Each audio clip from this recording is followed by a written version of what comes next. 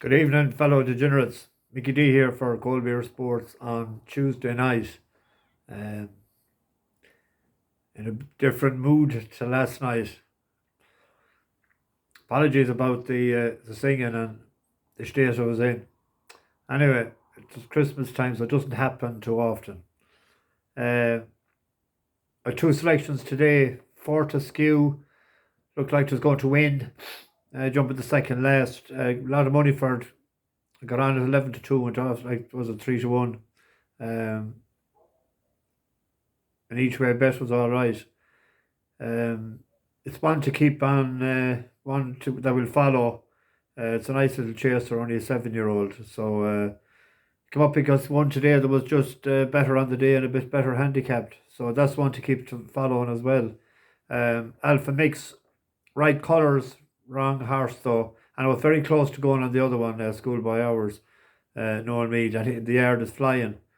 But anyway, that's it. Tomorrow, I was looking at the form of the first race. There's a horse in it, Roaring Potter, trained by Gordon Elliott. This is a 4-year-old only maiden hurdle, 2.5 mile, and it ran. It was second, first time out to Grand G. Grand G is a good mare. Won a listed bumper last spring, and it was sixth or seventh in the sixth in Cheltenham in the bumper, and it was fourth today in the Grade One. So this horse sort of hands and heels finish up the straight the last day. Second, will come on for the run. Will come on for the step up in distance. Mullins has a favourite, and I see there's money for it. But it's first time out, and some of those Mullins is like sort of hit and miss, and it won a mile 5 race in Fontainebleau. This is 2.5 mile. I see it's like 5-4 favourites. Roaring Potter is 3-1. That looks a bit of a value for me, and it's 13-8 without the favourite. So that's the angle I'll be going. I'll be going and doing them two bets, one to cover the other. Something similar then in the big race, the Savills Chase. I was looking at it there. A Plutard at 4-6 is the most likely winner. It was very impressive the last day, across the pond. And I was looking to see who might finish second. And there's doubts about a lot of them. But I don't think Galvin gets the respect that he's due. And he's only a 7-year-old. There's 3-11-4 shots without the favourite. So I'm choosing Galvin to be second. You have Delta Boy and you have Kim Boy and you have Janadil. Janadil is a doubtful stayer. It's his first time at the trip. Kim Boy seems to be gone over the top a bit. Delta Work hasn't won since last February, 12 months. So I was saying because the second in run, or the second to Frodan in Downroad, that was a bloody good race. Linda was behind him that day, so it was a good race. So I think that run had brought him on fitness-wise, and I think he might be worth the bet tomorrow without the favourite. There's an outsider I liked in tomorrow in the 110, the Pertemps. I see there's that Art Hill that won very impressive for Elliott over in England is a reserve, so I don't know whether they're going to run it or not.